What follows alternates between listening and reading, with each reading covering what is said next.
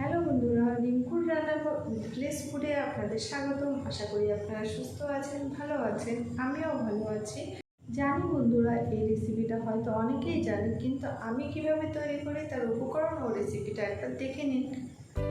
বন্ধুরা, আজকে আমি একই ভিডিওতে 3 রকম রান্নার রেসিপি নিয়ে এসেছি। ঘরোয়া উপকরণে কিভাবে তৈরি করবেন ছোলার ডাল, সুজি আর লুচি। আর আমি এই 3টি রেসিপি খুব কম উপকরণেই করব, একদম সিম্পল পদ্ধতিতে। আপনারা একবার দেখে নিন। অনেকেই বলে লুচি করলে নাকি শক্ত হয়ে যায়, আবার সুজি করলে নাকি গোটা গোটা বেঁধে যায়। আমার এই ভিডিওটি একবার দেখুন, তাহলে আপনাদের সমস্যাটা সমাধান হয়ে যাবে। তো চলুন বন্ধুরা, রেসিপিগুলো একবার দেখে নিন আমি কিভাবে তৈরি করছি। বন্ধুরা, সব কিছু উপকরণ দেখাতে গেলে আমার ভিডিওটা অনেক বড় হয়ে যাবে, এর জন্য মূল পদ্ধতিটুকুই আমি দেখিয়ে দিচ্ছি। এখানে তেল দিয়ে দিয়েছি কড়াইতে, তেলটা গরমও হয়ে গেছে। আমি এবার তেলের মধ্যে দিয়ে দেব 3টে তেজপাতা। এরপরে দিয়ে দিচ্ছি 3টে শুকনো লঙ্কা ভেঙে নিয়েছি। শুকনো লঙ্কাটা একটু সামান্য নেড়ে চেড়ে নেব। এবার দিয়ে দিচ্ছি 5 ফোড়ন। 5 ফোড়নটা দিয়ে একটু ভালোভাবে নেড়ে নেব যতক্ষণ না 5 ফোড়নের একটা সুন্দর সেন্ট আসে। এবার দিয়ে দিচ্ছি 1 চা চামচ জিরে আর আদা বাটা। দিয়ে এটা আমি একটু ভালোভাবে একটু ভেজে নেব। এবার এর মধ্যে দিয়ে দিচ্ছি সেদ্ধ করে রাখা ছোলার ডাল।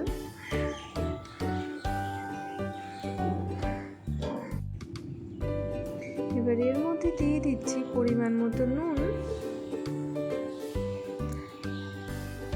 হলুদ গুঁড়ো,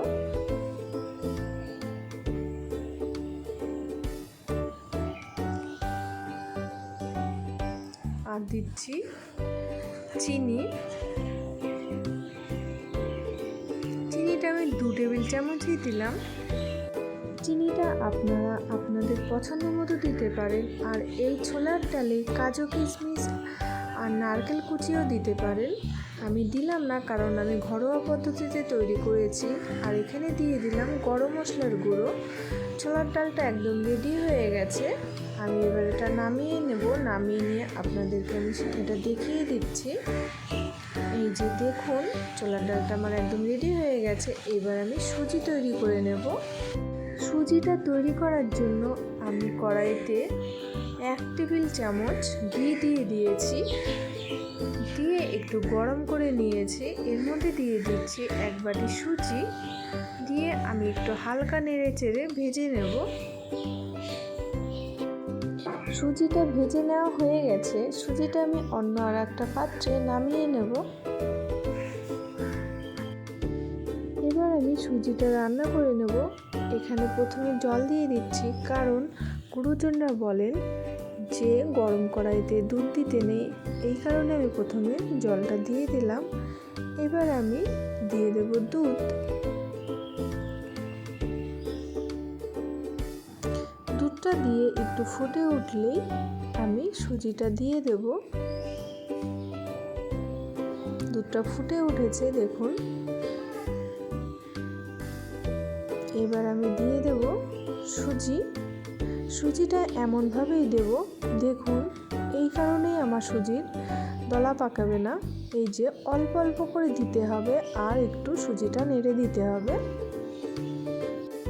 সুজিটা আমি পুরো দেওয়া দেখিয়ে দিচ্ছি।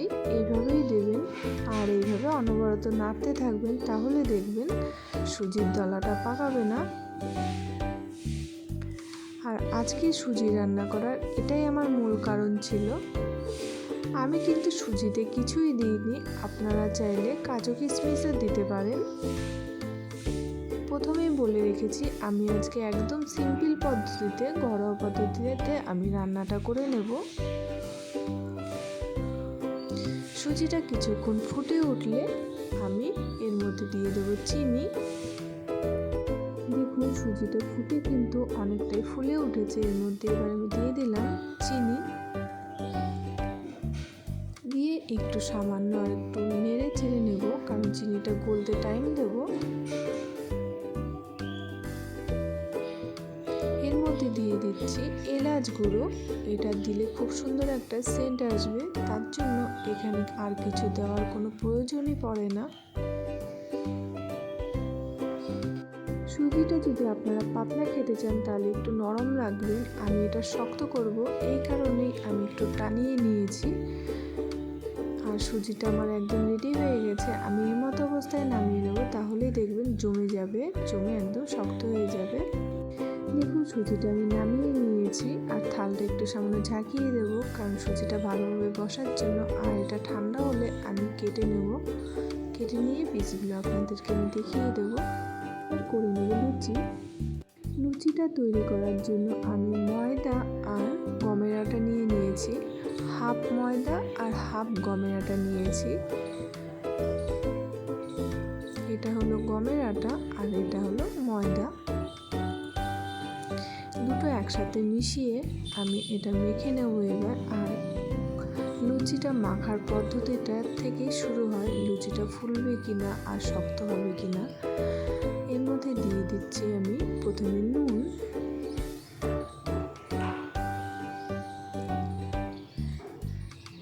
এবার দিয়ে দিচ্ছি চিনি,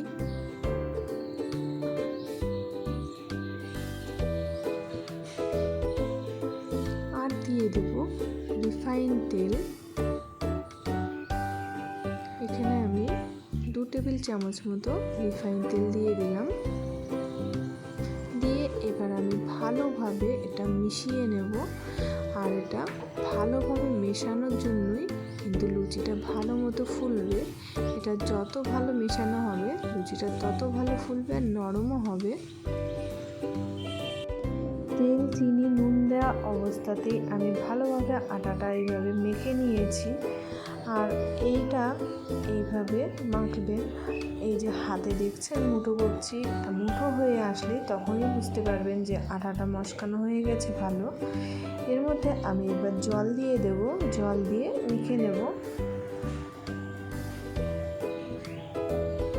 এবার আমি দিয়ে দেবো জল, জলটা আমি অল্প অল্প দিয়েই মেখে নেব। আর আটা মাখাটা একটু শক্ত শক্ত করে রেখে দেব, কারণ এর ভিতরে চিনি দেওয়া আছে, চিনিটা গলতে আমি টাইম দেব। সে মতো অবস্থায় আমি জল দিয়ে আটাটা মেখে নেব। দেখুন একটু শক্ত শক্ত রয়েছে, এইভাবেই আমি মেখে একটু সামান্য চটকিয়ে মেখে নেব। আর মেখে এটা এইভাবে রেখে দেব আধা ঘন্টা চিনিটা গলার জন্য।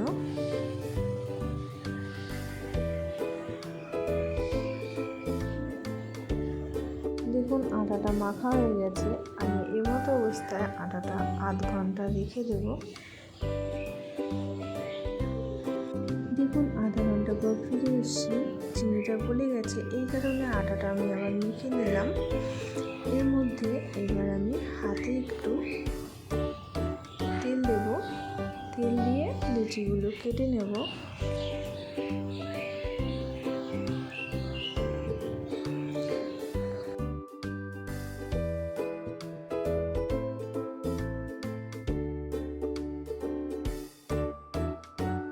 এবার আমি আটাটা লুচির আকারে লেচি কেটে নেব। আর আটার রুটির থেকে একটু ছোট হবে, এইভাবেই আমি সবকটি লেচি কেটে নেব। দেখুন লেচিগুলো কেটে নেওয়া হয়ে গেছে, আমি এবার গোল করে সমান করে নিচ্ছি। নিয়ে আমি বেলে এবার আপনাদেরকে আমি দেখিয়ে দেব। গুলিগুলো গোল করে নেওয়া হয়ে গেছে, আমি কিচেন টেবিলে বেলে নিচ্ছি। দেখুন এভাবেই আমি কয়েকটি বেলে নেব। আর একটা আমি বেলে দেখাচ্ছি।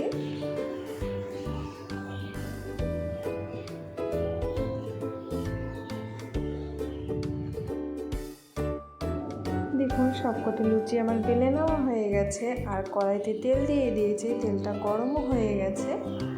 আমি এবার লুচিগুলো ভেজে নেব।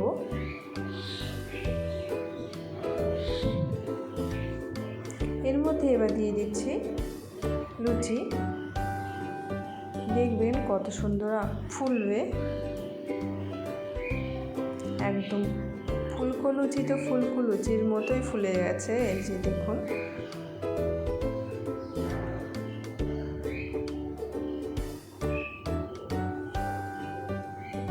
এভাবেই আমি সবকটি লুচি ভেজে নেব।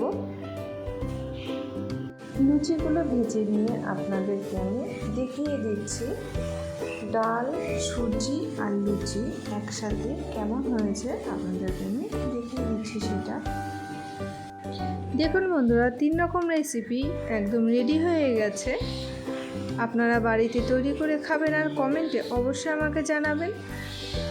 আর ভালো লাগলে অবশ্যই একটা লাইক করতে ভুলবেন না যেন। প্রতিদিনকার মতো আজকে আমি একটা নতুন টিপস নিয়ে এসেছি। আজকের টিপসটি হলো গ্যাস্ট্রিকের সমস্যা কিভাবে দূর করবেন। লবঙ্গ মুখে দিয়ে চিবাতে থাকুন আর রসটা খেয়ে নিন, তাহলে দেখবেন সমস্যার সমাধান হয়ে গেছে। আজকের টিপস ও রেসিপিটি যদি ভালো লেগে থাকে অবশ্যই শেয়ার করবেন, সাবস্ক্রাইব করবেন। আগামী দিন আবার একটা নতুন ভিডিও নিয়ে আসবো। ততক্ষণ আপনারা সুস্থ থাকবেন, ভালো থাকবেন।